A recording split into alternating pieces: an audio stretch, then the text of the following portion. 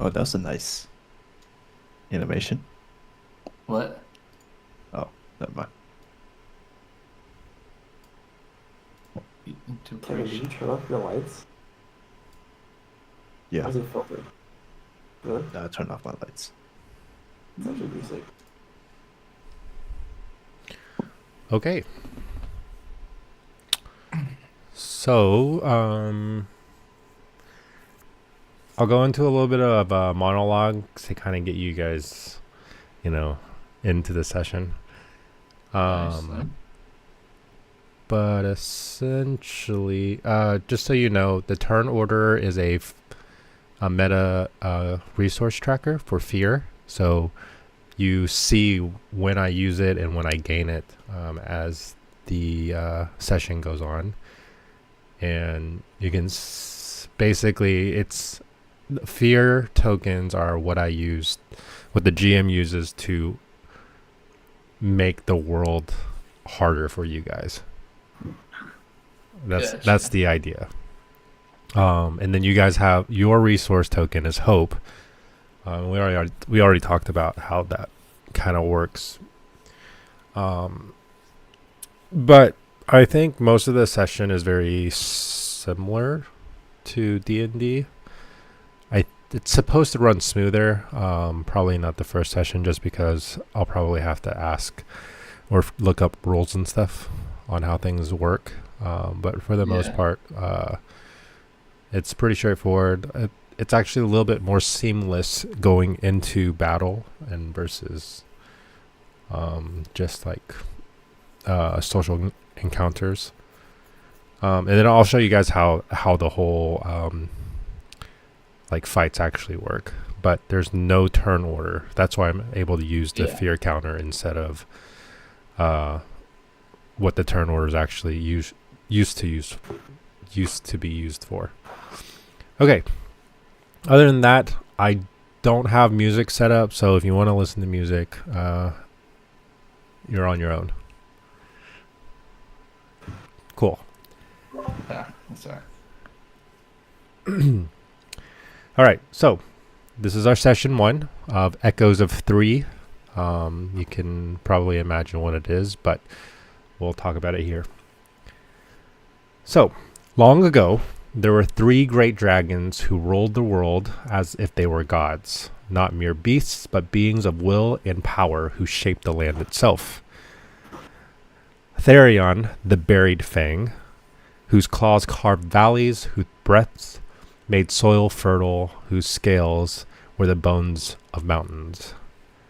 Aerolith, the tempest breath, master of storm and sky, whose wings shook the heavens, whose roar split the air and thunder. Midris, the deep hunger, sovereign of the sea's abyss, who swallowed fleets whole and whose hungers never ceased. They were not eternal, they were not divine, they were something in between, demigods of scale and fire, flesh and spirit. And then, one day, all 3 vanish, at once gone without a word, without a farewell, and with them went the order they had held together. What they left behind became legend, shattered lands, twisted creatures, and treasures beyond imagining.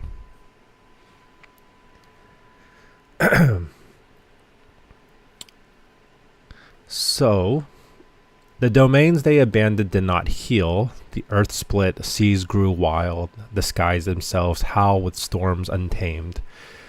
From those broken places came creatures twisted by dragons' absence. The beasts are stronger, stranger, and more dangerous than the world had ever known. And yet, from those broken places, too, come treasures. Relics of power, fragments of their might, hordes of wealth untouched for centuries. Adventurers from every land now chase these stories, hoping to claim glory, riches, or secrets left behind.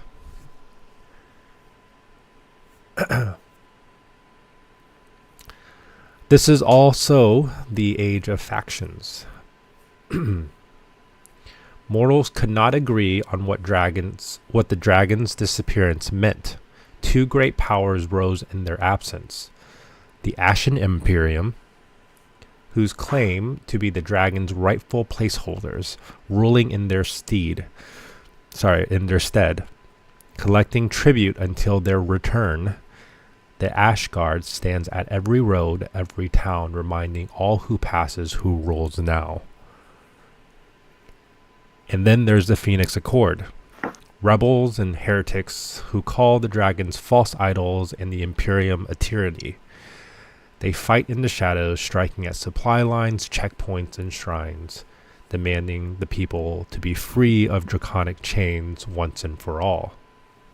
Their holy war rages, spilling blood across the continent. Even here at the edge of Therion's scarred domain. So, you guys are at Earth's End. That's the name of the city, the area. And so they come, thousands of them. Treasure hunters, mercenaries, adventurers, pilgrims, and outcasts, all drawn to the frontier city called Earth's End, the last outpost of civilization before the wilds of the buried Fang's broken land. Here, fortunes are made and lives are ended. And now, so do you find yourself here, travelers from different roads bearing different paths, yet all pulled by fate to this place. The gates of Earth's End rise before you, black banners of the Ashen Imperium fluttering in the wind. Smoke curls from cook fires, and the line of travelers waiting to enter stretches long. Merchants grumble, refugees clutch their children, oxen stamp their hooves impatiently, and there you are, standing in line, just one more face among many, for now.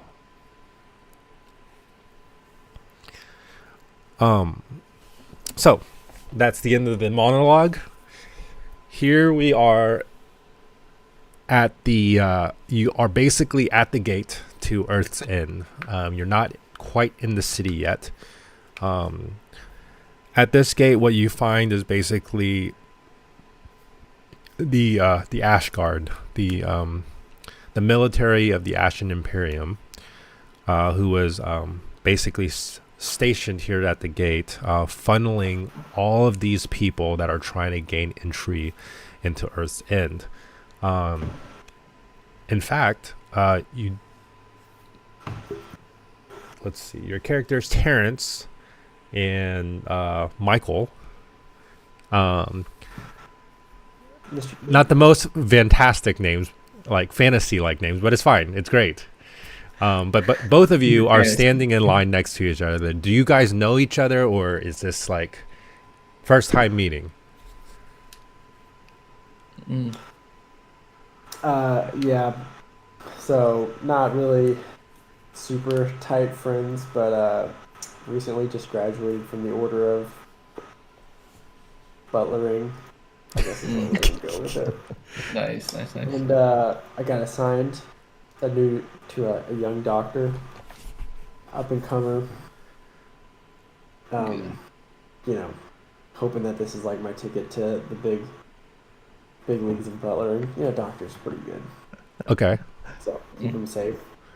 So let me get this straight. So you're basically right now like, in a sense, assisting Terrence, who is a doctor of sorts.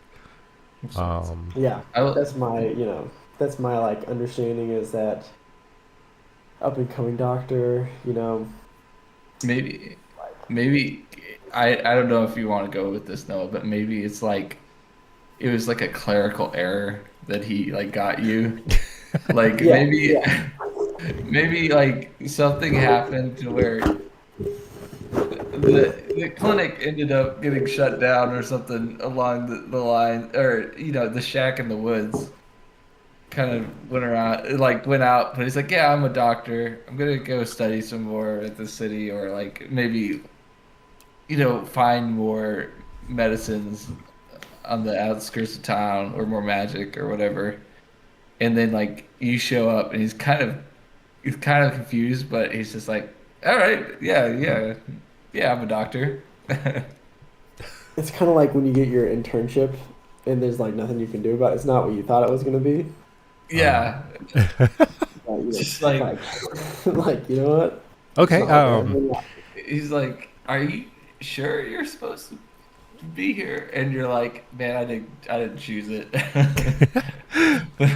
Okay. Well, then Noah, could you describe your character? What he looks like?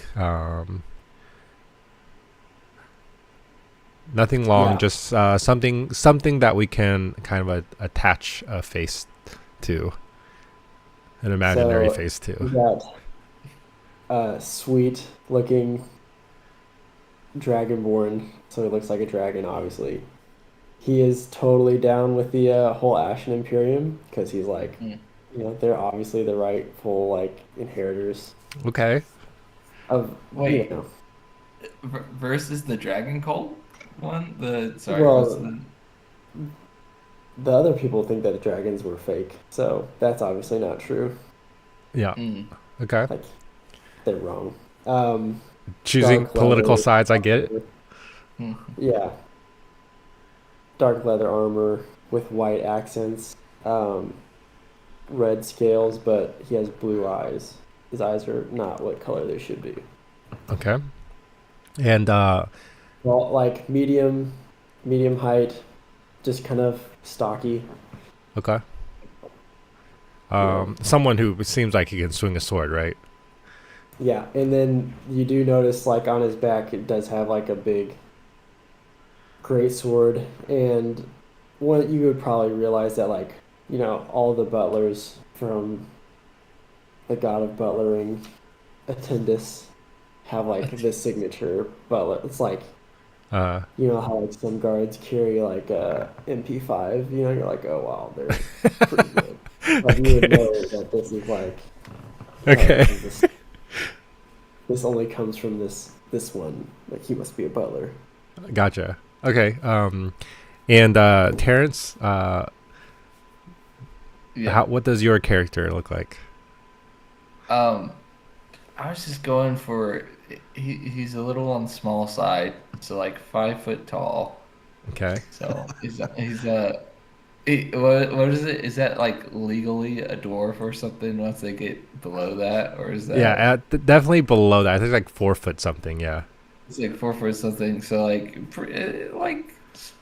much smaller than that, he'd probably be a dwarf. But yeah, you guys saw my description. Like just imagine like I was thinking like Faramir, but Uh huh. Fawn, Okay. um, Faunamir.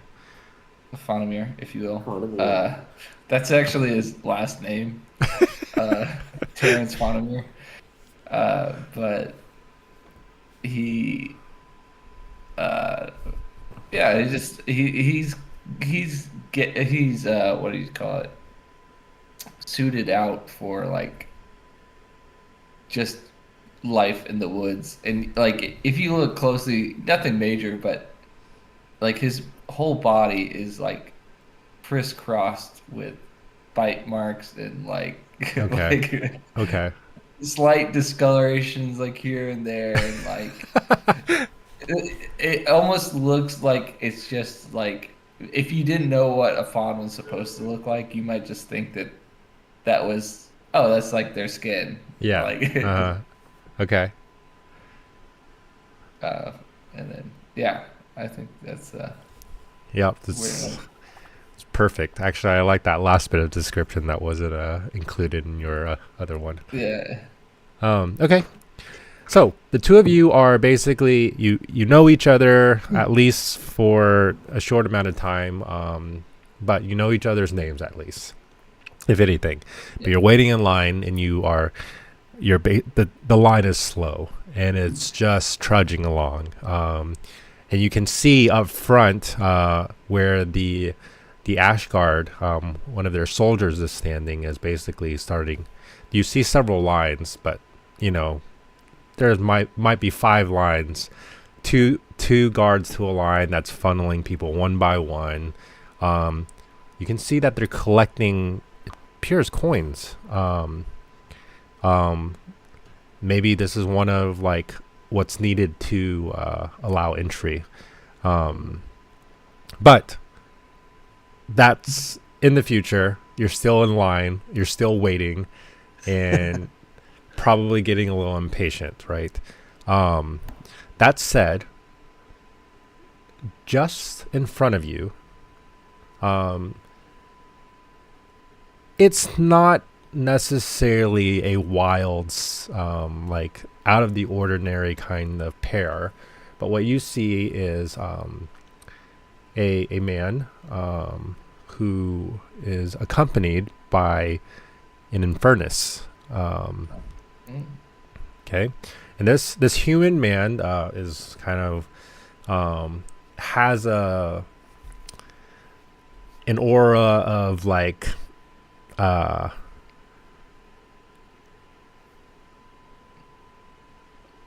wouldn't say like basically a merchant. Okay, so this person is a merchant and kind of your typical like beer belly, has a beard, dresses well. This guy is someone but you don't know who it is.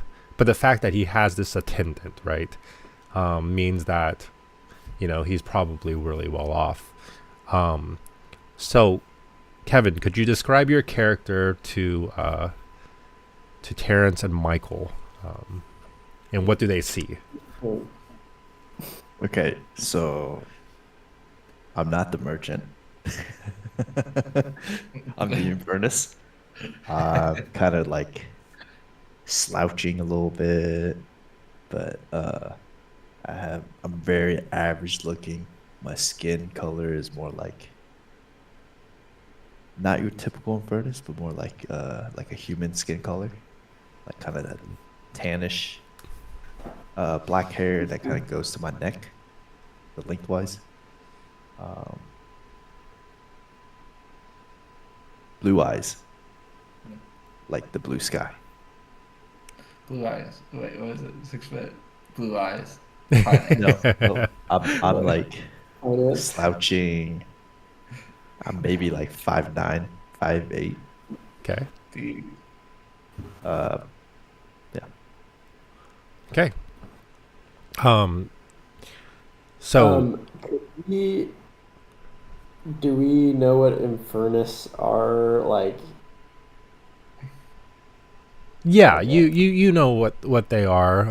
I mean, unless your believe character that- decides to be very sheltered, Would they be like a cursed? a Or are curse. they like? I wouldn't say that. I wouldn't go so far to say that.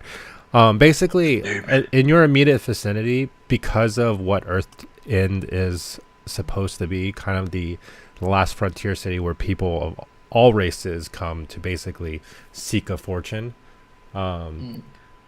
You see even before you, even in the line, there's just a wealth of different like people, different ancestries, if you will. So it's not you. I mean, even in your immediate vicinity, you see other Infernuses around.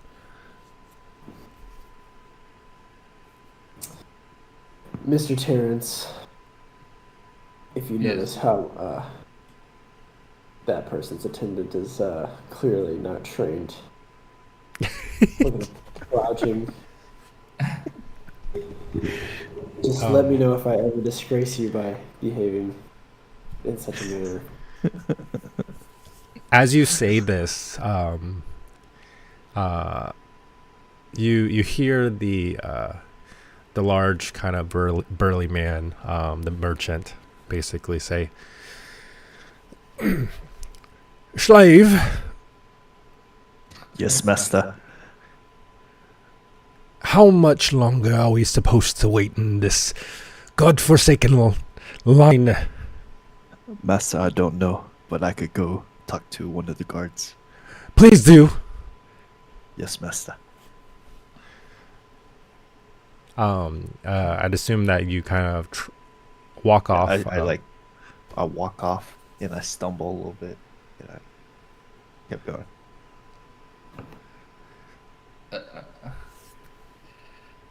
Okay. Do we hear that he's a slave? Oh, he's not like keeping it a secret. He, like I said, he gives off this like everything kind of bends to his will. Mm, mm. I thought they got rid of slavery. My clothes are raggedy, by the way. Just Gotcha. I think there were two parties in that war. One to make Infernus's free, and one to free Infernus's. Could you, Noah? Could you describe a little bit about that war and what happened? What was the big deal? How it was probably ended? Well, Mr. Terrence, as you know, the nation of, I don't know, Mirafrin once was split perfectly in half, north and south. Wait. Wait, north and south as in that, or split from north to south? It was literally, no, horizontally a line. There's the Oh. north side and the south side. Oh, gotcha. And some say that the North only won because they got a lot of free soldiers by freeing them. Mm. They sort of took them to fight for them to gain their freedom. But then they just gave them all these bad jobs, and Oh. basically they kept them enslaved, is kind of what happened. So it's still common to see them as slaves. Okay. They haven't really.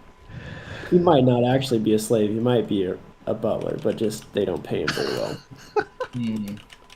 So are you There's saying, sort of some, just to class clarify, thing. is it like They they serve- tried to free the slaves but ended up just enslaving the people they freed? I think that was Well, just a they- reference to the Civil War, the American Civil War.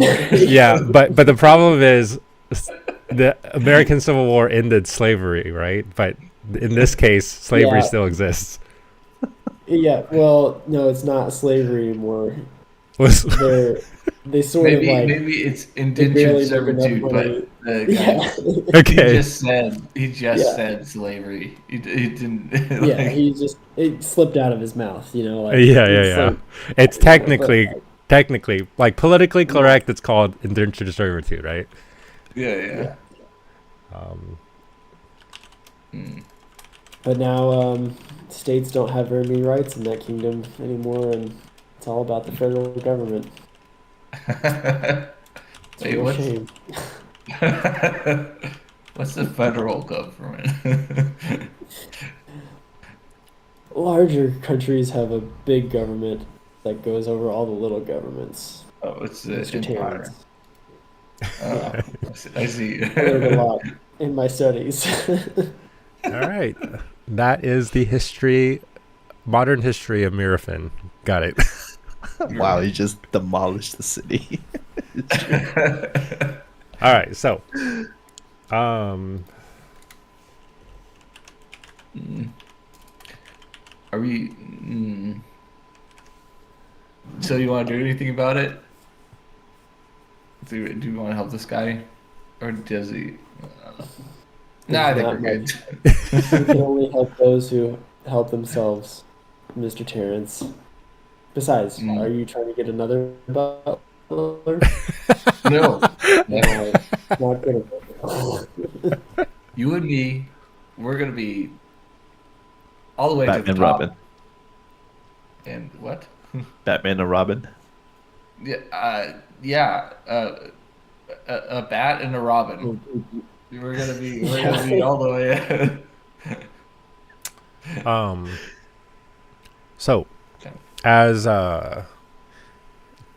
Kale, you come up to one of the the Ashgard soldiers who's basically running the line. He glances you up and down, and not like trying to hide it or anything, but he goes, What do you want? Sire, my master will want to know how long it will be before we could get in. And who might be your master? I like turn around, my hand is like shaking, and I point over to my master, the burly man. He is, sir. You see him squint, consider. He goes, bring him up here. Yes, sire. And I turn around and I stumble more and I walk, well, hurried. Okay, so you kind of head back, and you kind of stumble back to your merchant master.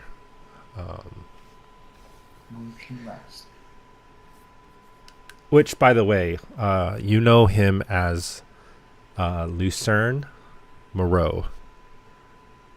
Oh, gotta start a note. Notepad. What was his name? Lucerne. So you basically know him as Master Lucerne. Lucerne. What was his last name? Moreau.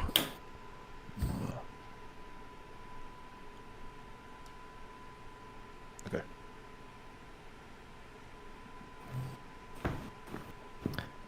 So, go up to him. Master, the guard wants you at the very front. Well, that's more like it. BBC. Out of my way. And then he starts kind of pushing people aside, as he's kind of making distance from you guys. Hey, hold on. That's just not. Dude. Do you put your hand on him? I don't know if he goes. It's like, guys, there's a lie. You can't do this. I don't know if he puts. Okay. Here, hold on. Wait, what are you doing?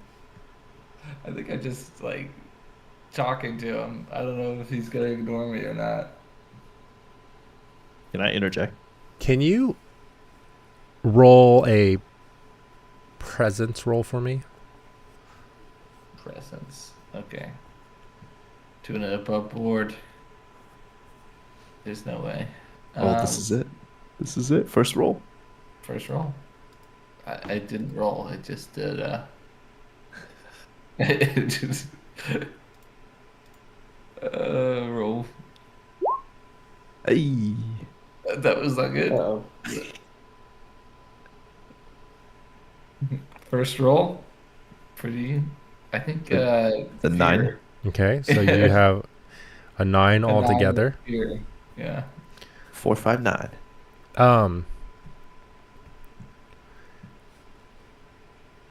So I get a fear, right? Yeah. You do. All right, so I add my fear. So I'm at 4 now, and it goes all the way up to 12. Okay. So you yell out, and you kind of like yell loud enough where people hear, but you're unsure like why. But like most of the people around, kind of like don't even bother. They maybe like they're afraid to kind of get involved. So like it's pretty visible, like people kind of like, instead of just like being ignorant, they just like purposely ignore your outcry. And the merchant, Lucerne, kind of gives you a glance and kind of scoffs at you, and then just keeps heading towards the front of the line. Mm. Can I go up to Terrence? Yeah. Say, please don't mind my master. He could be sometime like this. He's really a good guy. And then I kind of stumble again, and I try to follow my master. Mm. Terrence looks at the butler. I'm not Uh, sure he is what I would say is a good master, Mr. Terrence. Wait, what did you say? Here's your chance. I'm not sure he's a good master. Oh. Mm. But I'm trying to I figure out how do advise I want to play this character. being patient. Uh, do we want to rob him later?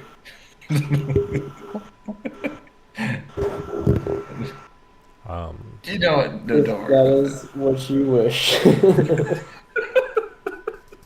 No, I'm just kidding. I'm just kidding. And you, Okay. gosh. Oh, So, also, my knowledge is a -1. So, like, any history or whatever, it might not be, like, entirely exactly accurate. Yeah. Oh no. My knowledge is also at a -1. Oh no. How do you have -1 as a doctor? Don't worry about it. Remember, he's got a lot of instinct. It's not about like he's like, yeah, I think this will work. Okay. Noted. Thanks for that update. All right. So the two of you see Lucerne basically move up to the kind of the front of the line, and the guard starts doing exchange with Lucerne. Lucerne and the guard seems pretty chummy for the most part, and he at points you see him pointing back to where his wagon is, where his goods are, and it's within sight and everything. But let's see, Kale is kind of just standing just behind them, the slave, right? And for the most part, not making any sort of interaction, just at his master's beckon. But they start chatting up. There's some exchanges. You see some gold, some money basically being changed between the soldier and Lucerne. But by all visual kind of representation, you see that basically this guy is about to go through. All that to say is, like, there are some mumbling and grumbling, but nothing to kind of voice their own their thoughts like you were, Terrence. Mostly because one party has money and the other party has power, and when it's an exchange between the two, there's not very much other parties that can intervene, right? So that goes on. You see Lucerne start making his way back to the wagon, basically getting his horses and whatnot ready. And see that. And basically you've moved up maybe like 3 spots since this whole exchange, right? But you're still like probably about roughly 60 feet away from the checkpoint.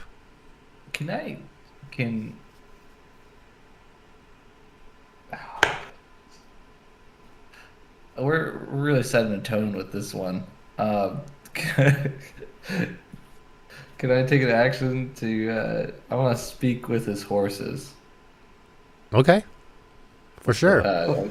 Nature's tongue. How does that And work?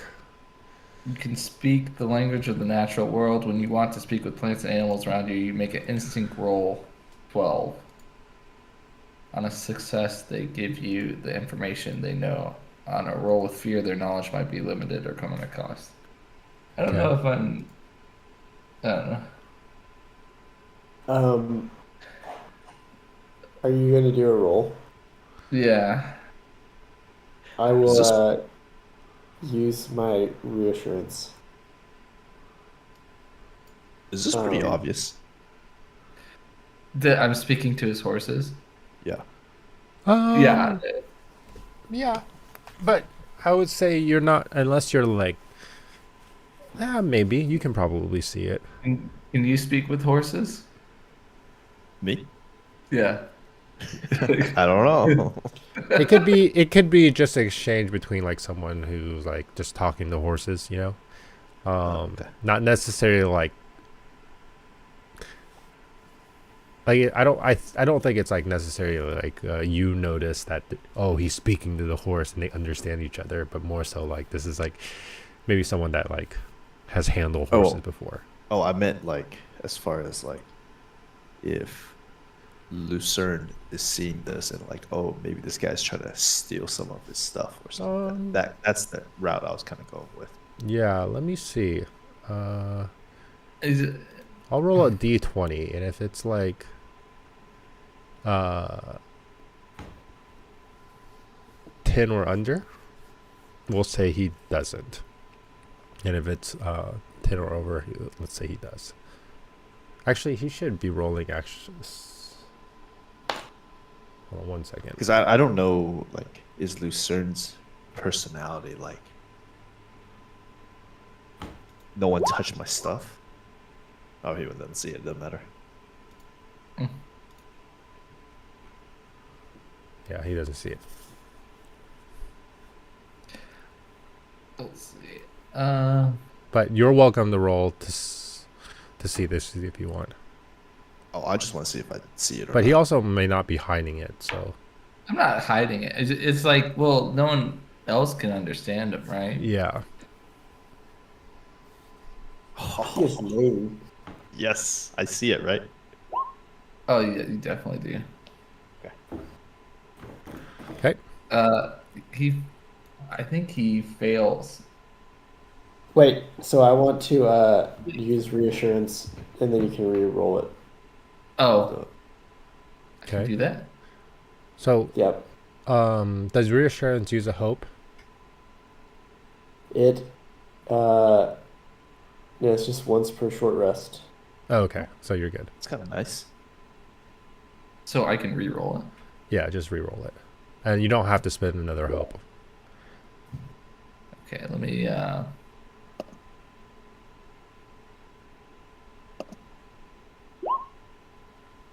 He fails again. He's trying to. I wait a second. Wait, what? Why didn't it show? It's The I 11. was supposed to say, I was supposed to no, say the one first is 11. The split. second is 9. It doesn't say. Oh, it was with fear as well. But you can tell. Hey, how do you tell? It's because I can click on it and expand it. Oh, Oh, we can't. That's weird. Not I. It's on my character sheet. Is why. okay, okay. So, Then about. Yeah, but it is a 9, right? it is a 9 Okay. with fear. With I'm trying fear- to like what he's trying to do is like horses like, hey, if you like kick your owner really good, just I'll let you I'll give you some food. Oh, Just I, okay. So going forward, maybe like he fails though. yeah, So just like maybe like say it first or whatever. oh, okay, Do what you okay, need, and then you'll make the roll. That way, we can set an appropriate oh. like an appropriate DC. Well, I failed the instinct roll was just to be able to talk to them and they'll give the information that they know. So like Oh, I I didn't see. beat Oh, see. Okay. I didn't beat the qualifications for the spell. Okay.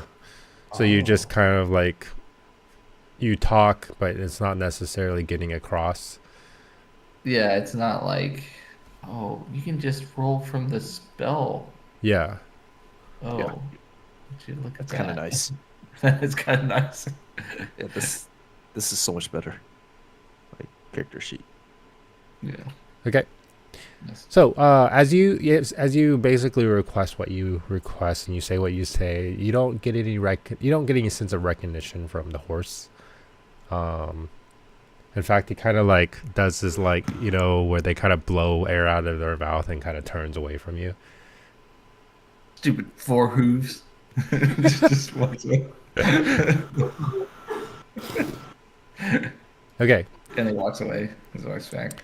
So as this is happening and things are kind of moving along here, you guys are getting closer to the front of the line. Kind of without warning, though, you hear horns blaring. And you're not necessarily sure from what direction, from maybe multiple directions.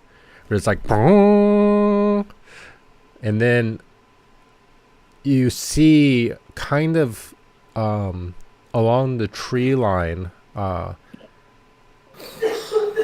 some birds, a flock of birds kind of flying out of the tree line, right?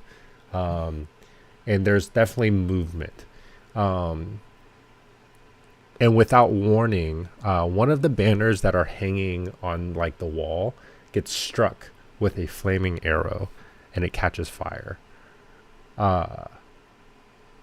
And it's not too much longer. You see people running from out of the woods, some on horses, some on foot. And they basically have made their way through this checkpoint. And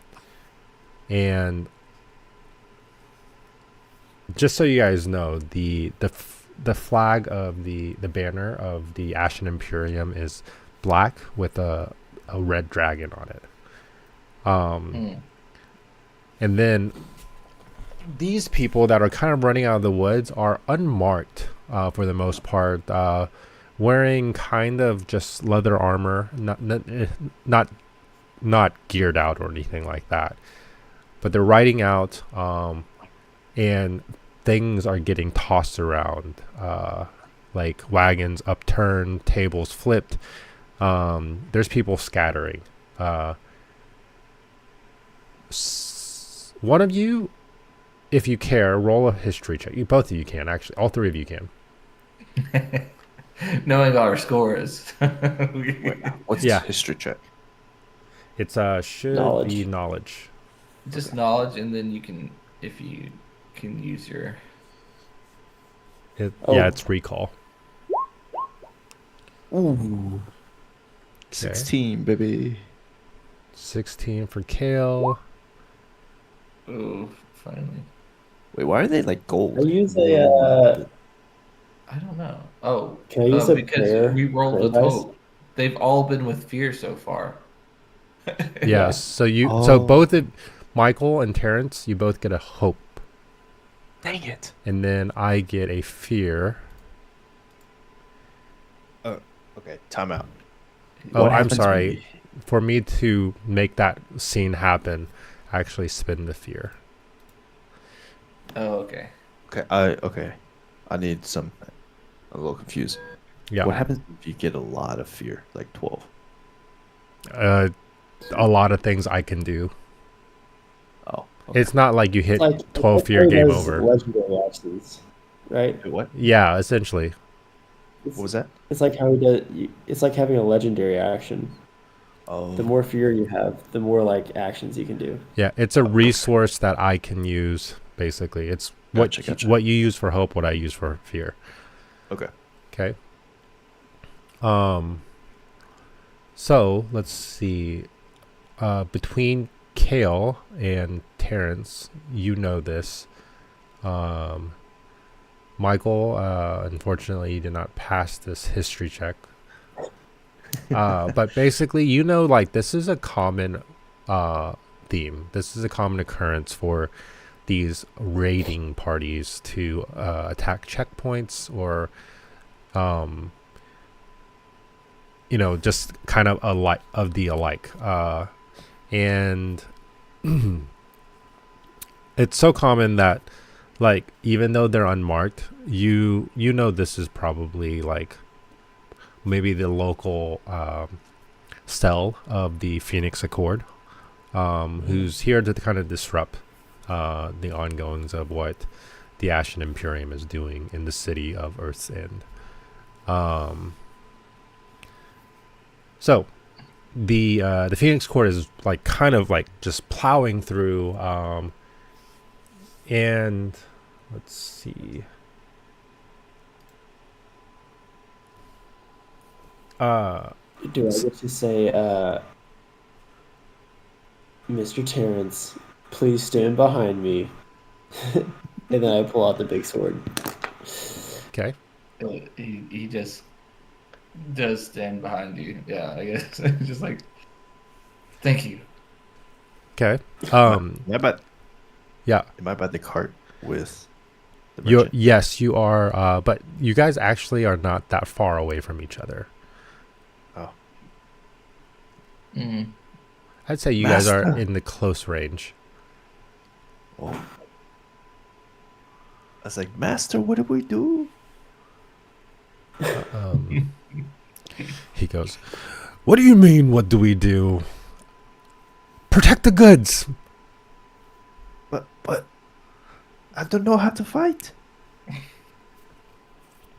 Oh, you useless! And he starts moving around. He starts like like flipping down the flaps of the basically cursing under his breath as he's trying to kind of get everything like tightened down and lock down his little wagon. Um, as this is happening, let's see.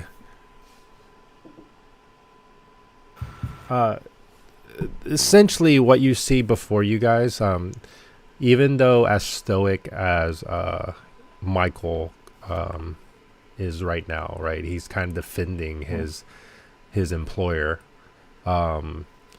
He's standing there with his sword ready, and then Terrence kind of standing behind him. Kale more or less is just like being frantic. While he's watching his master. I mean, I guess he's trying to be helpful as well. With his master trying to lock down his wagon.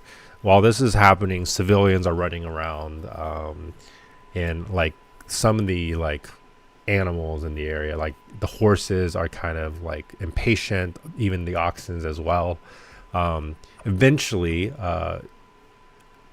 the kind of this raiding party has gotten close enough where some of them have run just past you guys, like kind of running around. Some of the horses are running around you in the wagon, kind of splitting them as they kind of like run about trying to make a disruption. It seems like that's their goal, to create chaos at this location.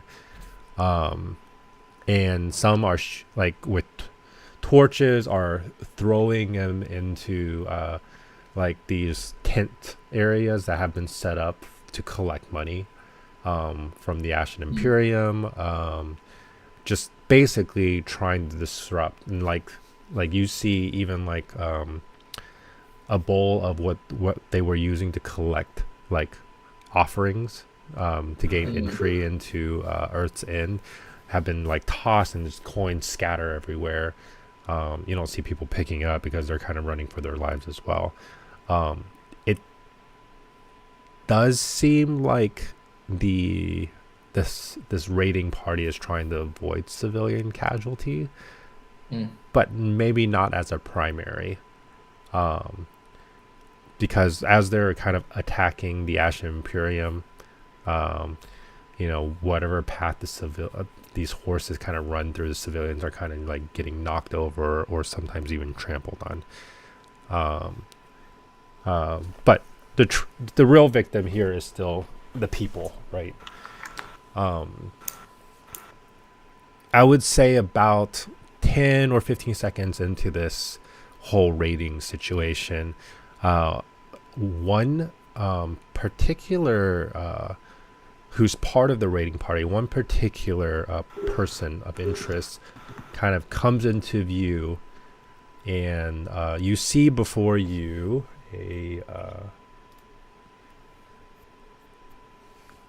a young lady, probably in her mid-20s. She isn't by any means like fragile. You can see even within her hardened eyes, this person is determined. But she is wearing just classic leather armor, bracers, and not necessarily greaves, but boots. And then she's got her sword drawn, and she's kind of gotten to this clearing of where you guys are, and she goes, "If you don't want to get hurt, get out of here." She's one of the raiders? Yep, you can tell that she's one of the raiders.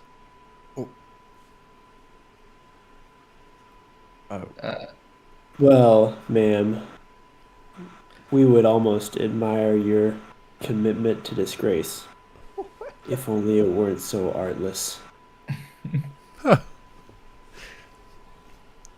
It's like,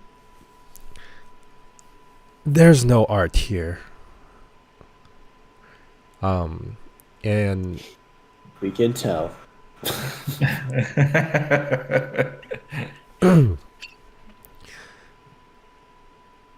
she goes, "I don't want you all to get hurt, so please just run away while we take care of what we came here to do."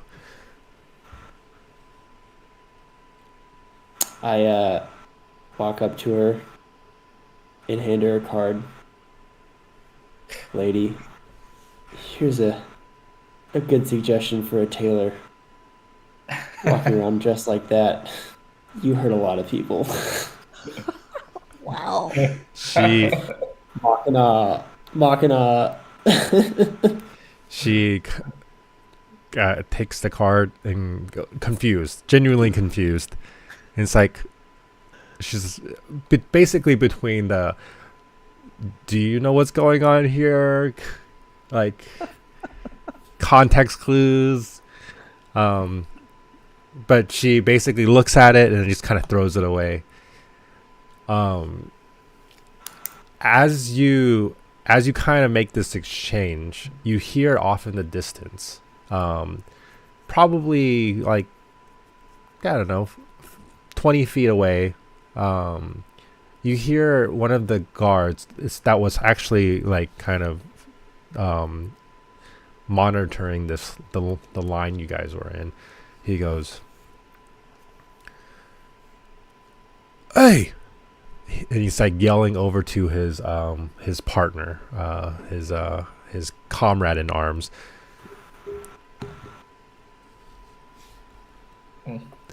"Those three are with them." I'm spending a fear to make this happen. Okay. Those three. We're like enough in proximity that you're included. Wait, what the? Yeah. And then he's like, you see the two of them, and they even called over a third one, and they basically start moving towards your direction. And it's kind of funny. It's not the entire Ashen Imperium, Ashgard, that's like focused on you. There's like people everywhere. They're kind of in their own little skirmishes or whatever. But in this immediate vicinity, it's these three guards, you three, and this young Discern, lady. right?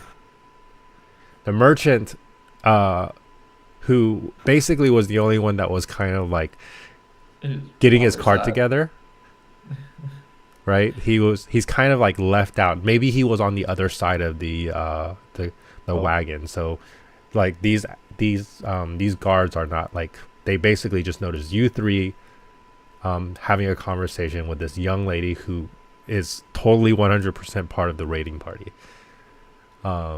So they move towards you, and go ahead and roll 20. What the?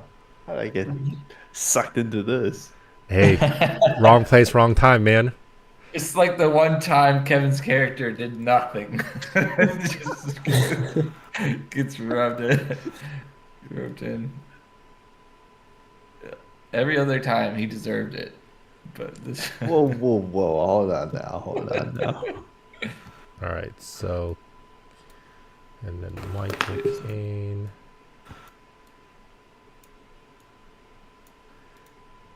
By the way, I'm unarmed because I'm a slave, Hmm. right? That's too bad. Does that make sense? Would that fly with you? Yeah, I'll do How are you supposed to do that? however you decide. I'm Listen, unarmed. I'm not gonna put any limitations on you. If you can explain the narrative, I'm totally fine with whatever you do. Okay. Oh, I gotta do roll 20. Hold on.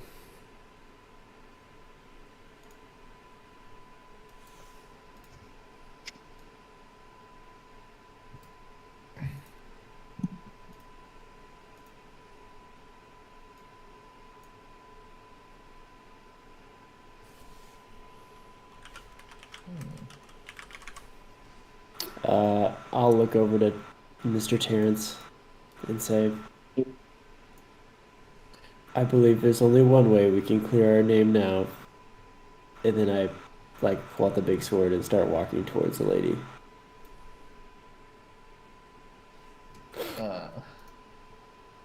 Where is she on this map, by the way? Give me 1 second. I'm putting her on there. Okay.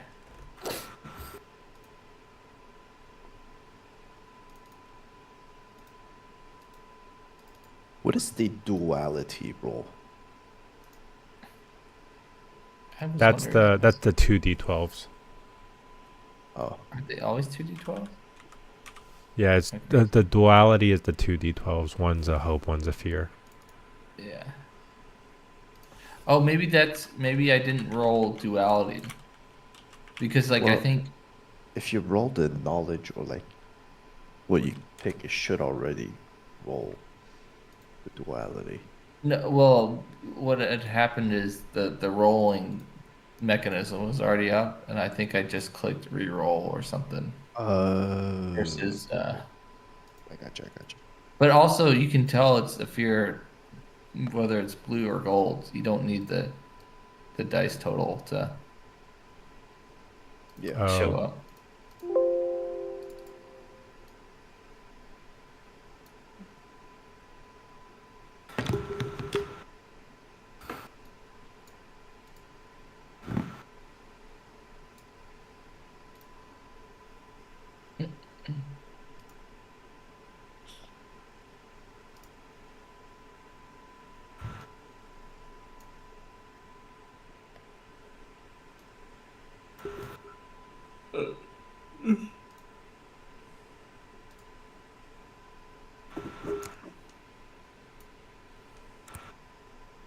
What button was it that made the measuring tool like segment? What? Shift? Oh, Like, you know how you can oh. measure. It's just right click. Oh, I don't have right click. Yeah. Also, I don't know if this is to scale. Maybe it is. Wait, can y'all see me measure? Yeah. Oh gosh. Saw you covered the whole page. Oh I'm playing Snake. Okay, does anybody remember the distance? Hold on. What is it? It's I think I can just look it melee up. is 1 foot. All right. Melee. Melee is touching distance. Very close is 5 to 10 feet. Close is 10 to 30. Far is 30 to 100. Very far is 100 to 300. All right, get that thing off here. Oh. All right. So let's say probably something like this. All right. Can you guys see everything? Yeah. Okay. So the spotlight in an encounter is always going to be in your hands first. And that's just going to be all of you together. Which is going to be, Kale, Terrence, and Michael. And you guys can basically decide how you want to do it, whenever and whatever order you want to do it. At the moment you roll, let's say one of your characters goes and attack one of the soldiers. The moment you roll with fear, that soldier gets to take an action as well. On top of that, once that character takes the action, so the spotlight changes to the adversary. Once that adversary takes their action, I can spin additional fears to activate other characters to move as well. But once all those actions are taken, the spotlight goes back to the PCs, which is you guys. Okay? Okay. Does that make sense? Yeah. Yeah. I think that makes sense. So like, if we had the spotlight, I could just say, Well, I you can walk just up- say have the spotlight, right? Yeah. So Yeah, sorry, so go you ahead. basically, at this point, the spotlight is with the PCs. Just like, tell me what you want to do. Now, remember, don't lock yourself in necessarily just with, you guys try to do this every time with our D&D games, but Yeah. trying to do something that's not necessarily like battle mechanics, Yeah. right? This is kind of the Game for us. tabletop RPG for you then. Like, if you would just rather talk, then sure, take your action to talk to the person. Do you know what I'm saying?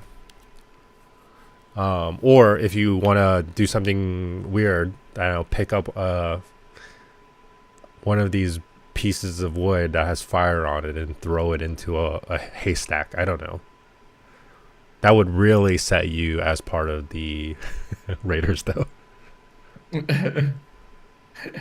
Yeah, but you guys can basically decide how you guys want to do it.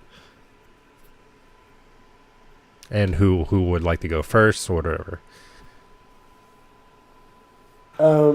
I will first step in front of my person, Yeah.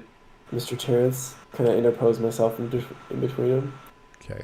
Does your And then character I'll, sheet talk about how far you can move and stuff? No. No, it talks about it in the rules book though. I don't see it. Wait, before we actually start, do you mind if I run to the restroom? Thanks. Yeah, same here. I'm gonna grab some sandwich. Water. I feel like I feel like I played. I played an evil character with my friends recently, and I feel like I was like trying to embrace more of like a neutral, and I definitely just went evil. And Evil. I was like, I kind of want to retcon back that he's regular, but.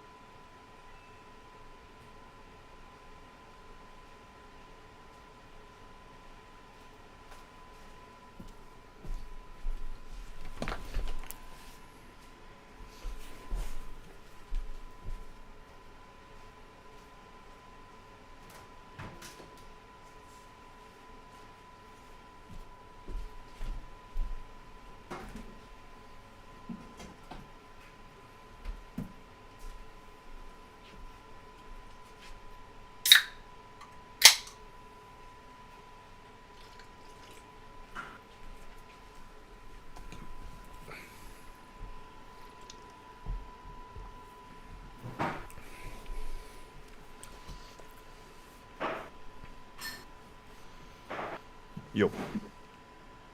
Yo.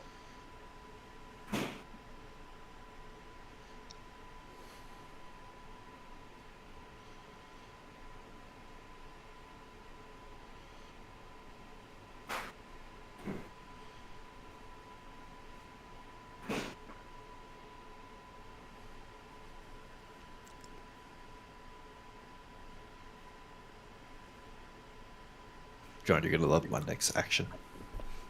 Oh yeah. I'm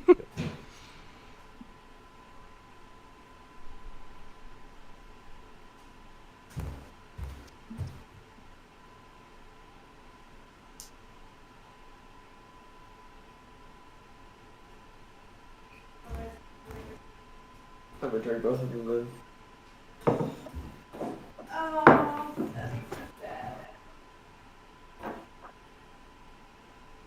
So Noah. Noah. Is your wife ever gonna make a guest appearance?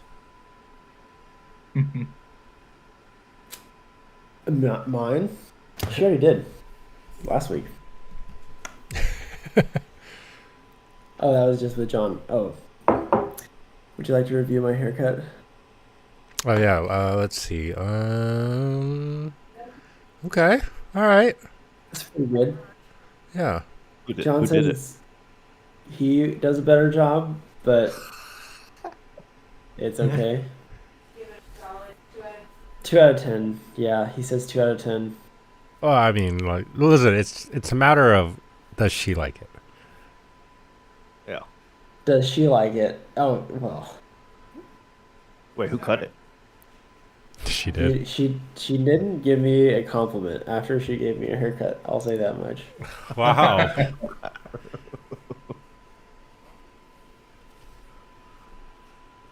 But yeah, That's funny. learning curve. All right. You guys ready? Yeah. Okay. Go for it. Who's going first? Me? I thought, well, it's whoever wants to. I thought Noah's character Is it Noah? walking up. Okay. Yeah, I'll go first, and I'll get in between. So maybe like here-ish. And I'll point my sword at her and say, "This is your last chance to flee." Oh, Yeah. okay.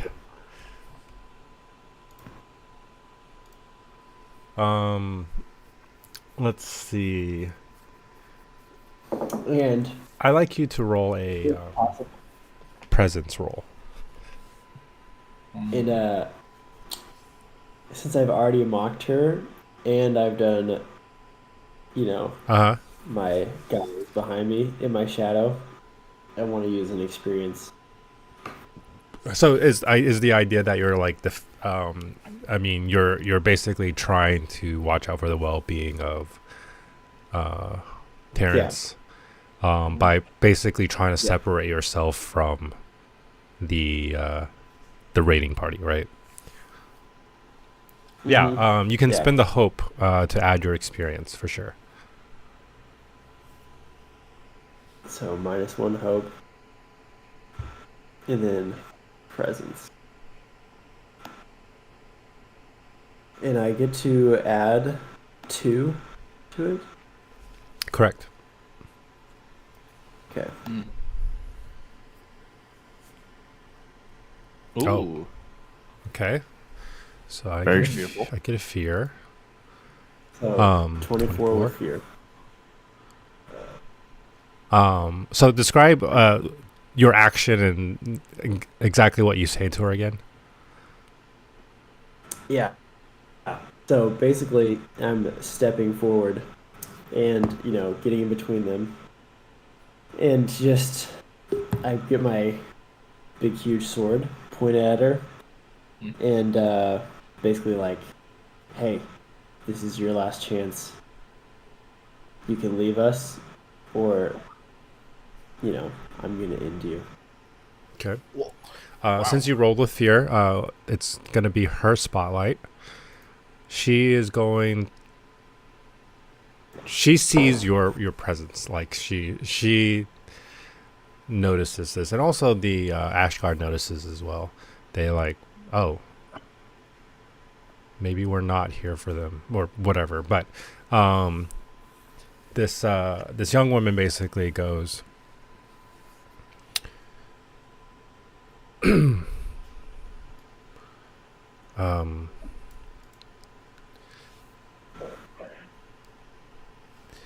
I wasn't here to fight you guys anyways.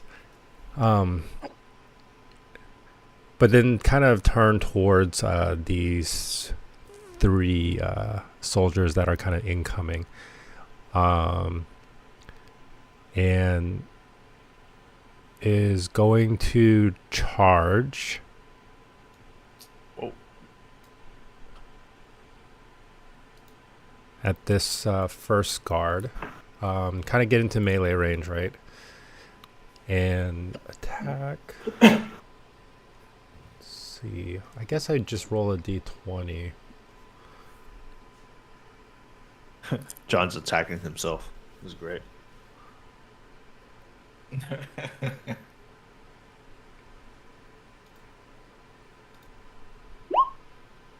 Okay. All right. So you clearly see her run forward. And let me make sure this soldier. Just so you guys know, how it works is like every adversary has a difficulty level, and that's essentially the version of your evasion. So they have to get past the evasion or difficulty first, and then they can consider the damage for the thresholds. Okay.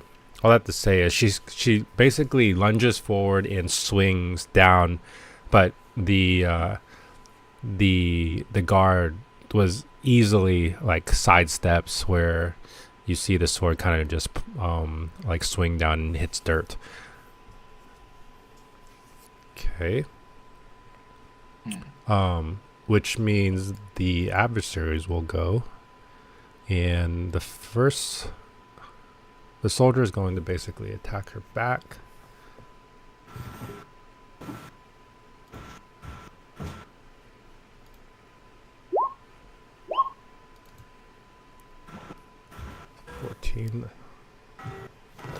That hits.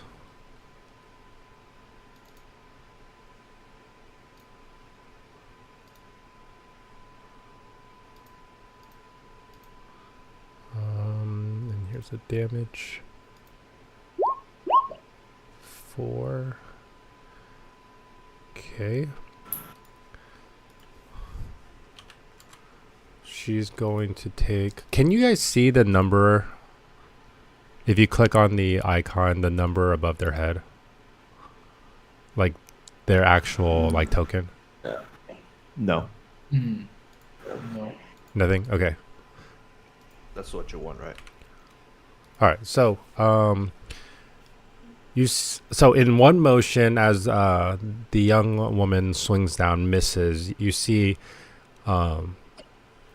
the Ashen Imperium guard basically takes kind of swings sideways and like cuts a deep gash in her arm as she kind of reels back.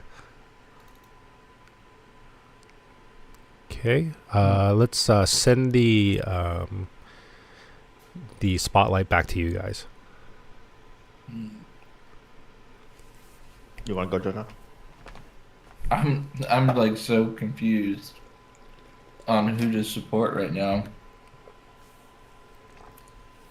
Ostensibly, like most of our team is on the side of the Ashen Empire, right? This is a above board question. What? Yeah, for sure. Kevin, would you say yes as well? I'm a slave. Well, no. He doesn't get to choose. I don't get to choose, man. Oh, I'm on the side of the merchant. Because he knows me. Here's what I'll say: we probably get through the gate faster if we help them. All right. I'm gonna Well, use doesn't my- mean we have to kill her. Let's see. I'm gonna do a vicious entangle. Let's see. Within far range. okay. Oh, yeah. You basically, I mean, well I'm just within. gonna, You could click on far range on your character sheet, and it'll pop up another thing that give you a distance. oh, that's cool. I just yeah.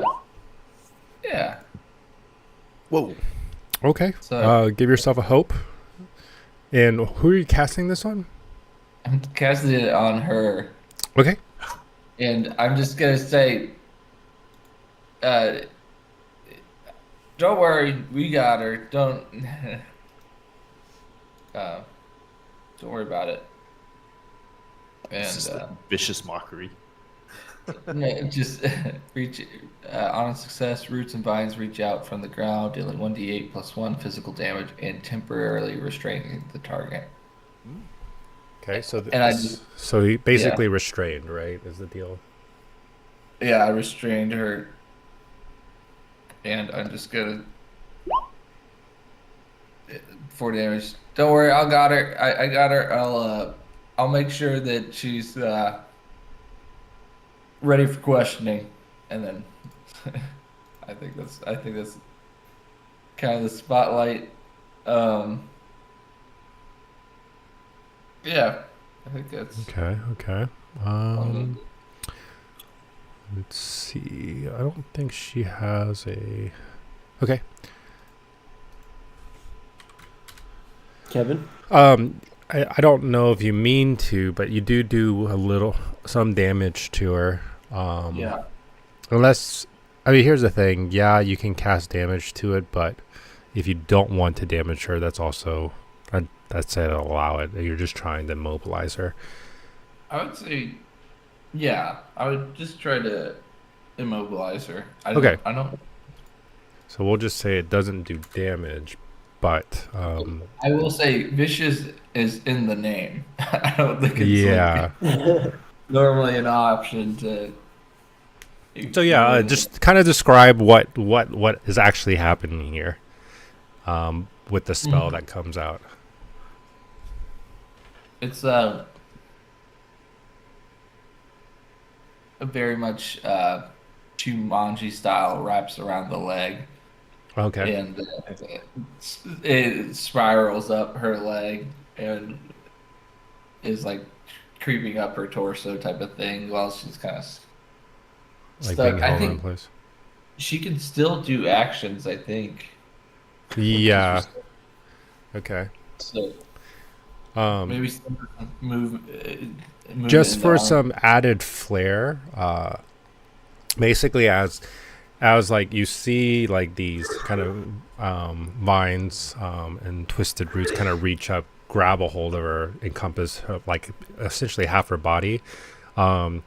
You jerk down with your movement, with a spell casting movement, and you see kind of like her being pulled down as well, and it creates a little cave, not like a dent in the earth as it's pulling her down.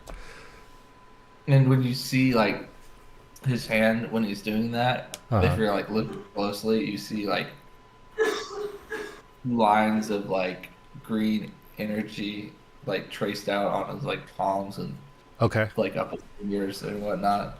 Uh-huh. Sick. Okay, so yeah, you guys still have the spotlight. Is it my turn? It's whoever wants to go, you can go. I'm gonna yell like, "Master, Master, where are you?" And I move like just around the. I'm assuming this is the heart. Yeah. Okay, so I kinda you're just moving around. move- Yeah, just move around, trying to look for him. Okay. Roll me a instinct roll.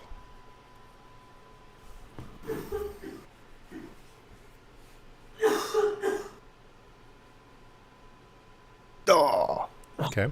Kevin, oh. freaking Hey, can you explain me One what drop. stress is? What? Stress. It's a resource.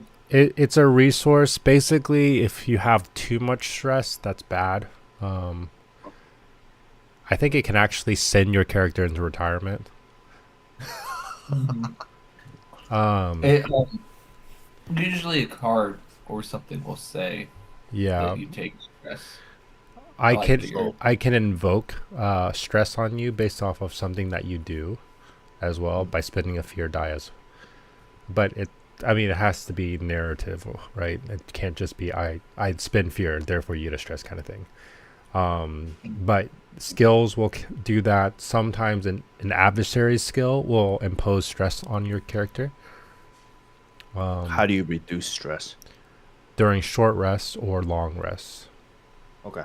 I want to use my ancestry. Okay. And basically, it's fearless. When you roll with fear, you can mark 2 stress to change it into a roll with hope. That's it. Okay. So I'm changing that to hope. You're changing it to hope. Okay. Let me take that down. And then now I took 2 stress, which I put it on my character sheet. Okay. So 12. I would say you succeed in locating your master. In fact, you see kind of him like running to edge of like a smoky area. You can't see what he's searching for, but he's looking around, trying to kind of peer through the clouds of smoke, and just kind of like through the crowd. He's basically looking. You don't know what he's looking for, but that's what he's doing. But he doesn't So he's seem to pretty be far away. I would say he could probably still. Yeah, I would say he's probably in the far range. So he's not even paying attention to what's happening here. Not just- to your immediate vicinity. Okay. But he is kind of like doing something somewhere. But if you're, he's not like in any immediate danger, as far as like someone's like attacking him or pursuing him. Wow. That's it. So the spotlight is still in your hands since nobody, you guys still have rolled with hope. So what I'll do is use my forceful push ability. So I'll walk up to her and say, well, it says attack with a primary weapon. So I'm Okay. guessing I'm using the great sword, but it's supposed to be like a push attack. I don't know how that works. You can Maybe use it's a both. fist, right? You could do that. But my primary weapon is a sword. Could you not unequip it? I don't know. Could I unequip it to be a to be melee? Just my. I mean, I don't fist? think it's. Is that possible? Yeah, I think that's perfectly fine. I mean, are you do that. intending to do damage? No. Okay. I just want to push her back into the wall I will say to I don't see a wall nearby. she is restrained. Like she is Well- tied to the ground. Type of thing. Yeah, like currently she's being held by like mines and stuff like that. You're gonna break her legs. is non-lethal damage like a thing? Yeah, you do? can totally do non-lethal. Okay. Well, I'll just walk up. Actually, my sword, since it's a spiritual weapon, can fly 30 feet What What? the? in attack. Okay. It can do attacks from what is it? from close, so 0 to 30 feet. Okay. So what's gonna happen is it will fly from my hand, and I'll attack with that. Okay. Are you intending to do damage here, or what's the intention here? Yes, I don't want to. I don't want to kill her. Non-lethal damage How? in the fight. No, man. Like, can you describe how it doesn't kill her? Well, what legs are typically, Oh my. not super necessary. There's So, no like major maybe, bloodline in the veins, right? no, yeah. Joke. So I kind of aim the sword at her lower, maybe get an Achilles or something like that. Why don't you use the It butt can end be of the healed sword? fast. Okay, so That you're would be a good idea. wait. I'm going for the Achilles. You're going for the Achilles. Got it. And you're slicing it. Like there, yeah. Okay. Fear. 15. With fear. Okay. Yep. Okay.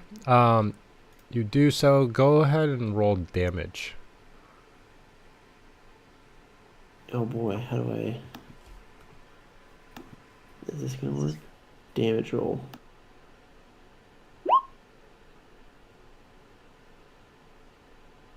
$13. Okay. I think that Holy gets. cow. 13. Oh, Oh, Why are we that's doing so just much damage? under severe damage. Okay. Let's do this. Yeah, she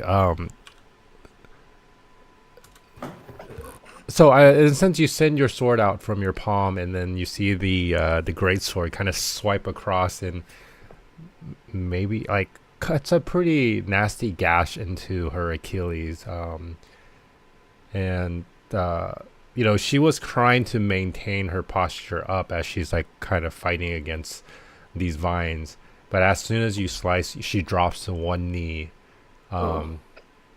like seriously hurt at this point. Okay. She is going to let's see. oh boy. She's now like restrained. Is there anything she can do to break restraint? Um, I think it's probably a it- strength roll or something. reach out from the ground, dealing 1d8 plus 1 physical damage, and temporarily restraining the target. I don't know. Hold on. Is there one anything on there? I'd say like you could maybe like I don't know. It doesn't give a clearer end to it. Yeah. Give me a second here. Let me look real quick. What is that spell called? Vicious Entangle.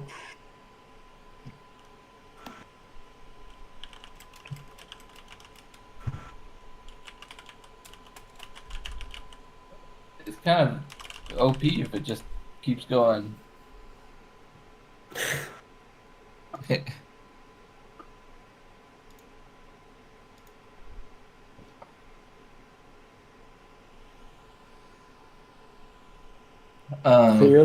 Clearing. Go to page 102 in the Let's rule see. book. In the rule book. Countdown. Spending a fear to spotlight the adversary and using its action to clear the condition is what is written in the pages. Page 102. The GM can end it by spotlighting the adversary and don't have to get rid of it. Okay. Oh, Gotcha. so once it's their turn, basically they can. Yeah. Okay. So they can, yeah. Strength check to break bonds, or someone intervenes. Oh, it's the same as temporary conditions. You can make John, it do we act- have the PDF? Oh, wait, yeah, we do. Yeah, I sent it to you guys. And I think you can pull it up in the Daggerheart Nexus as well. Okay, so it doesn't require a roll, but it you just requires a spotlight. Gotcha. So you can say like, how does she break it? She Yeah. can break out of it, but that's the spotlight. Let's see.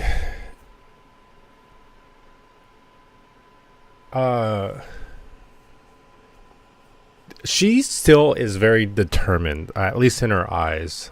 Maybe not physically. Now down on one knee, she's still like trying to push against the vines. What she does is she's able to kind of cut away the vines, but she's still unable to move very well. Now she is looking up at the immediate threat in front of her.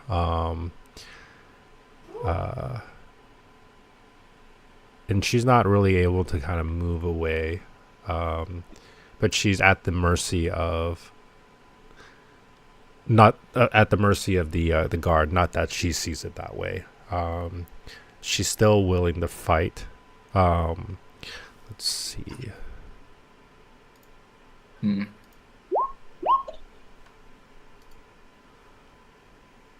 Okay. So as the guard notices you guys kind of do this, right? I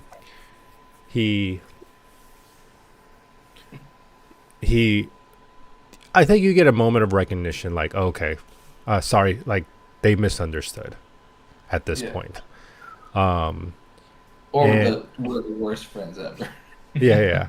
So at this point, he goes, okay, he sees that there's a young girl, in a sense, just like defeated.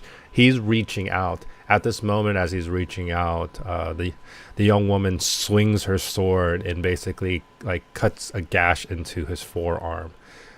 He reels back in anger.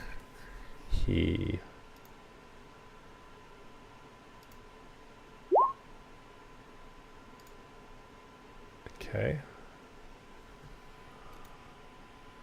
He attacks and he tries to kind of like just punch her in the slap her in the face, and she's able to kind of like dodge out of the way for that. I'm gonna spin the fear here, and this guard is gonna come over and do the same thing.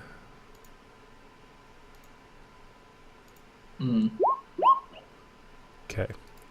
All right, so this time her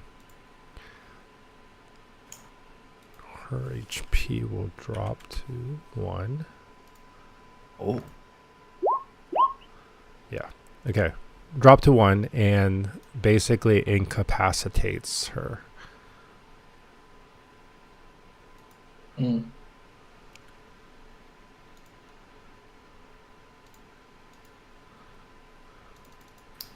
Does that mean she's dying, or is she just unconscious? She's unconscious. She's laying sprawled down on the ground.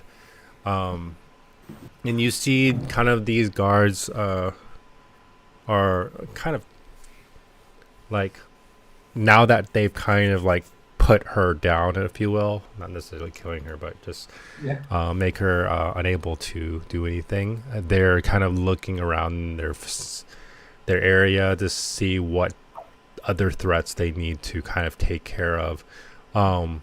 One of the guards basically comes up and yells over to you. It's like, we appreciate the assistance, citizens. We will take it from here. And so they're kind of,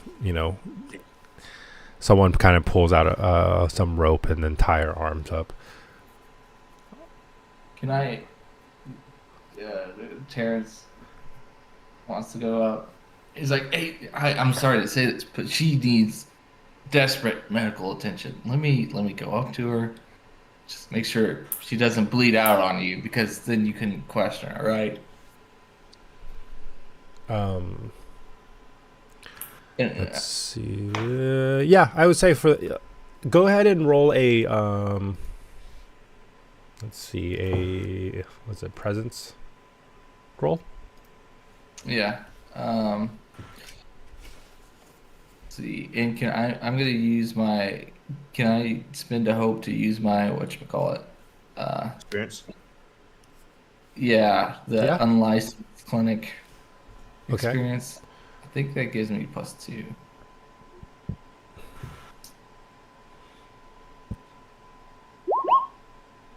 Boom. Oh. Okay. Ooh. He steps aside and goes. He kind of examines her, looks at her, and then looks at you. He's like, "All yours." She definitely seems like she needs the attention. Mm. Thank you. You're a wise man. And then steps out of the way. I'm guessing you rush up to her. Yeah.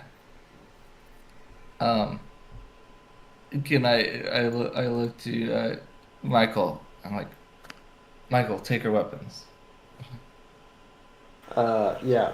I grab her sword. Yeah, it's just a short sword. Short sword. Yep. And Oh. I just toss it to the side, pretty far. Okay. Nice. And It's rusty. I'm gonna. Yeah, what I'm gonna do is if I still have the spotlight, Uh-huh. it's up to Yeah, the it's team. you can basically just keep going. Okay. I'm gonna spend 3 hope to do a regeneration on her. Okay. I think Wow. and then I'm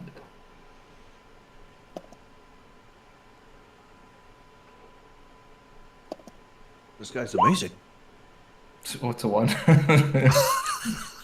All right, so she gains back some health.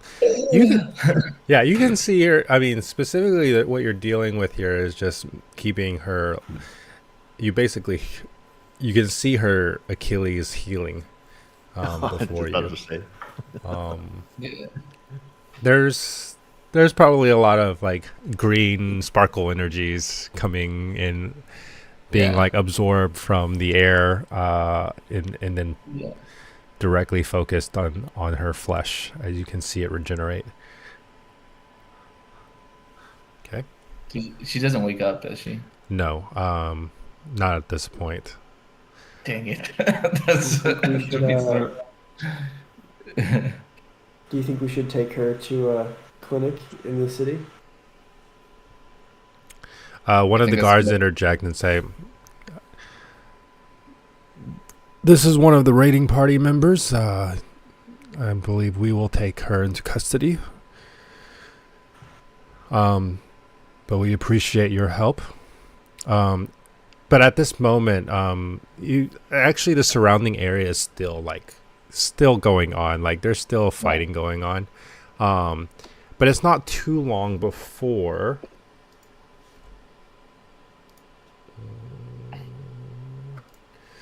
you see let's see, the gates to the city open up, and rushing through it is a man on horseback, with ash guards filing through. But the man in front seems to be of human origin, but scaly for a human. Mm. Mixed race. And you get an immediate feel for this man's presence on the battlefield. Steeled eyes. He doesn't even yell out commands as he rushes through, but the guards with him are like well-oiled machine, funneling out. Um, in fact, one of the first raiders that this man kind of comes in contact with as he's kind of full galloping through, you see a flash of steel that's on the end of a kind of a long pole, comes across, and the head of the raider comes clean off as he kind of rides through. But with this man, it's within short order that the whole entire area is like calmed down. The remaining like raiders run off into the woods, and essentially kind of left alone while the Ashen Imperium is basically left to pick up the pieces. There's quite a bit of casualty on both sides, both guards and supposedly the Phoenix Accord, and also civilians. There's just stuff everywhere. Okay, but this, let's see, as the kind of new authority came about, you see the man on horseback make a couple of laps and then return back through the gate. As you're left with this scene. These two guards are basically picking up the girl and about to kind of transport her into the city as well. Wait, is she dead or is it because you said he beheaded the raider? Is she the one? Beheaded? Not. It's a different raider. Okay. Yeah.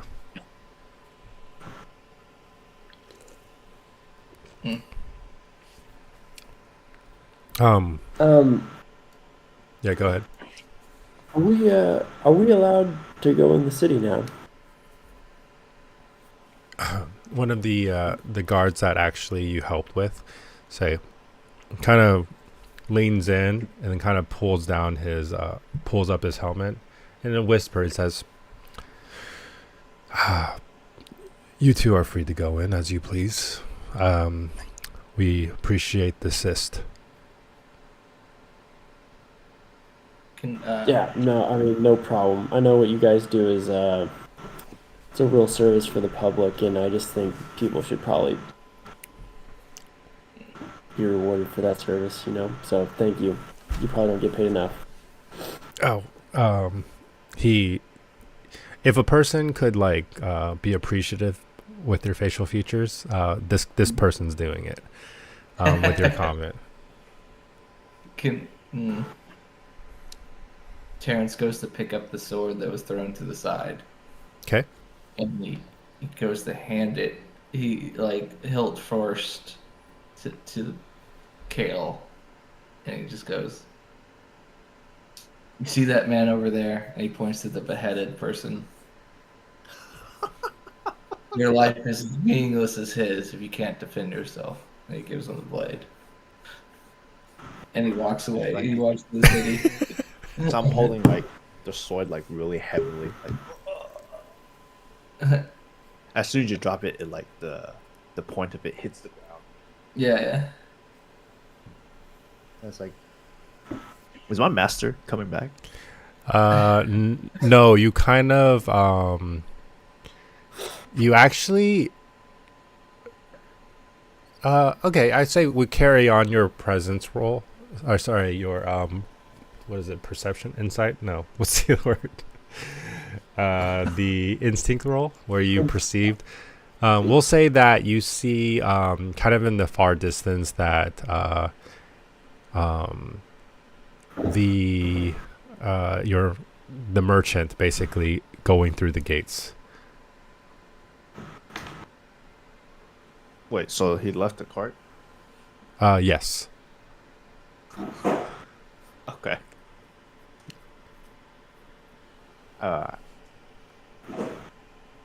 So I say to these two guys, can I accompany y'all through the gate? It seems like my master went through a different gate.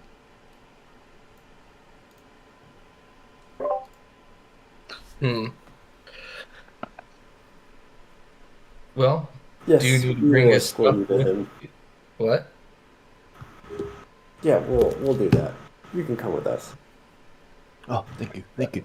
You see, Terrence turn around and he's like, "I'm sure your master would appreciate if you brought his stuff with you." Oh, yeah, yes. You're right, you're right. And I'm still hauling the sword around. Okay. Um. But Okay. So well, I would say like the three of you gets funnel yourselves in through the gate with a wagon in tow. As you kind of see the guards drag off the unconscious body of the young woman in towards the direction what you can only imagine to be like the I don't know where they kind of hold prisoners or whatever for check-in, whatever it is. Okay. But you kind of get through and you're kind of left in this what you kind of come across actually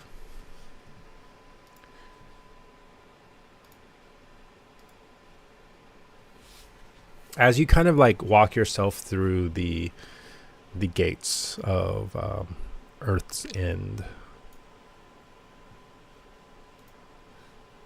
Just kind of give you a little description about the place.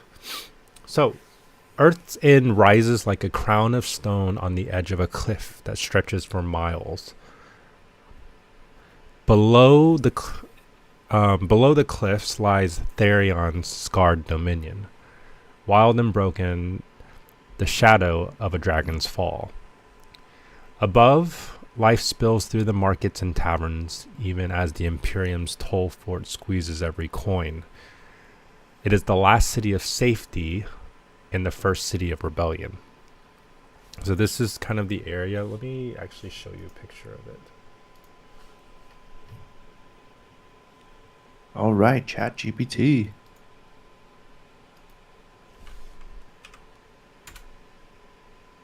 Dude, making our lives better.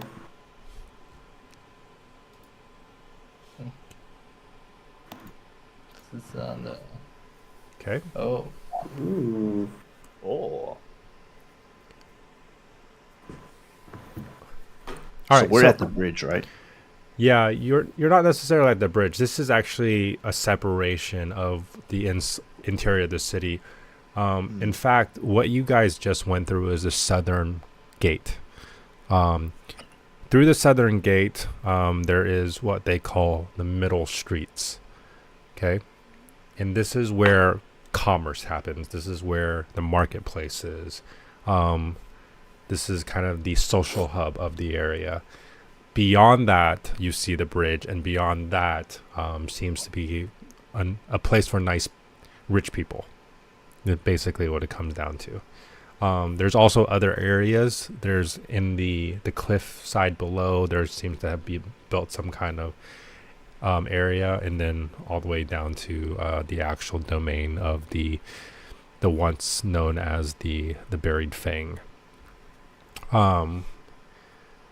All that to say is, when you guys come up to like the edge of this social hub of what's called the middle streets, let's see, Kale, you see in front of you, kind of just a short distance off, your master. This is Merchant Lucerne, who seems to be looking around frantically, kind of head on a swivel, but you're unsure what's happening.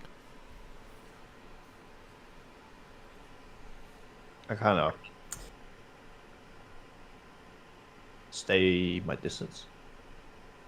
Just keep looking. Okay, what are you looking for? Just looking at to see where he goes next, or what he's looking at, or what he's looking for. Okay. Kind of following his eye trail. Okay. Young sir, are you seeking to be free from your master?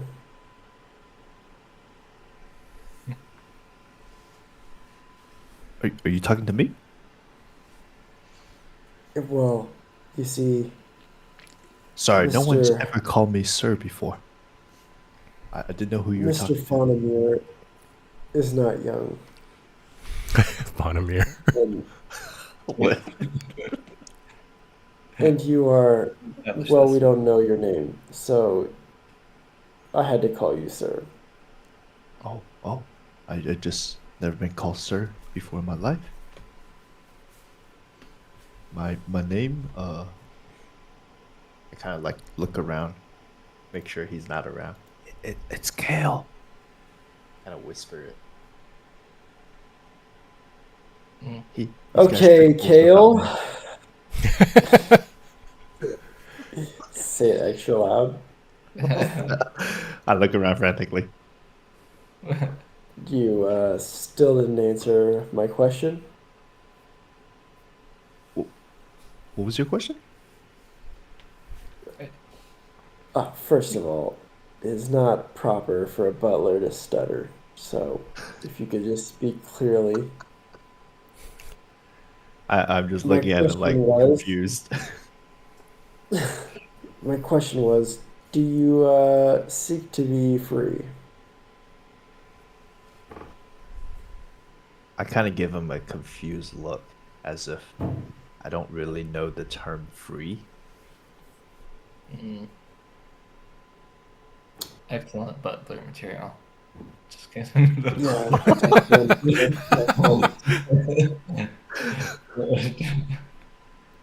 Well, y'all keep mentioning Butler. I think you got me confused. Is that not what your purpose is? You were with that other man. Oh, Master. Oh crap! I forgot his name. Lucerne. I Lucerne. heard his Lucerne. name was the more, Master Lucerne. And I kind of turn my head. Do I still see him? Actually, in fact, you see the merchant, looking around, and finally locks eyes with you, and starts heading your direction, to the group, the three of you. But even before he kind of gets up to you, he's like, "Slave, there you are." Saya, I brought the cart. Ah, forget about the cart. And he turned towards you two, Mm. and says, "You two, you've proven you can handle the blade. Something was stolen from me in the chaos, and I want it back. It seems that a little boy has got some sticky fingers, Oh. and I believe I last saw him running that way." And he points in the direction of one of the streets. He's probably about yay tall, no taller. Then you see, kind of points up to here. It's like, I'd say probably no taller than your nips. Wait, which one? One is 5 foot tall, and the other one is.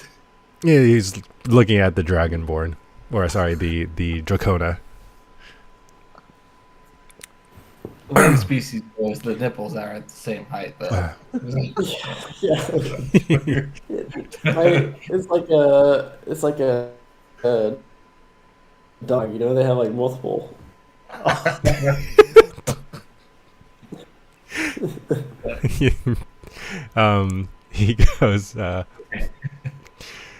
He goes, "Listen here, if you can go fetch it for me, it's just a crate, but it's got some stuff that I need back. I'll reward you handsomely for it. You just need to go get it, please, and thank you." And he looks over at you, Kale. "And slave, accompany them." And I'm still holding this sword, by the way. Like, I'm dragging it. Okay. Yes, Saya. Okay.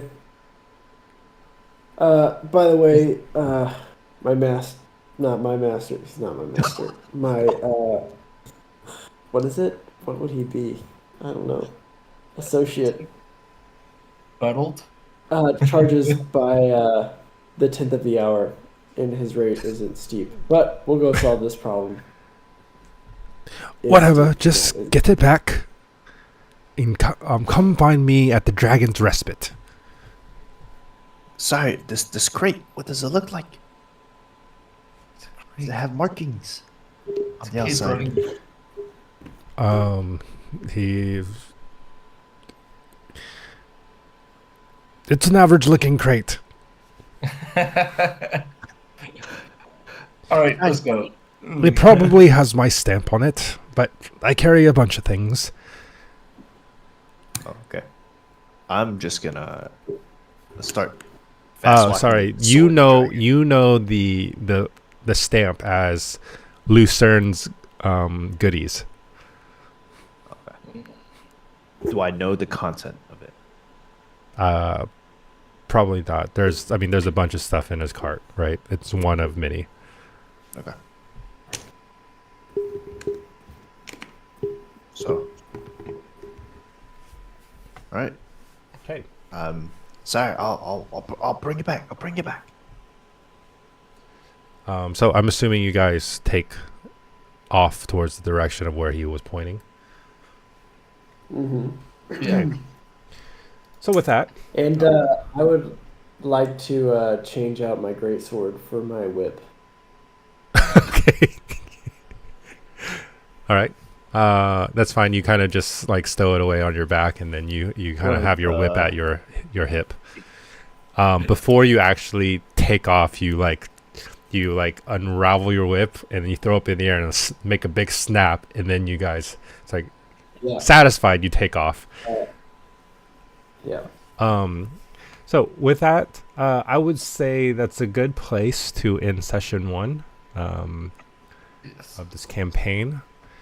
And essentially you see where we left off is where you guys basically have ventured into the crowd, the busy bazaar, if you will, as you kind of head off in the direction of what Merchant Lucerne has pointed you towards. You're looking for a crate. You're looking for a young boy with kind of I forgot to mention it, but he has like brown tousled hair, wearing like a little overall, like pretty raggedy though.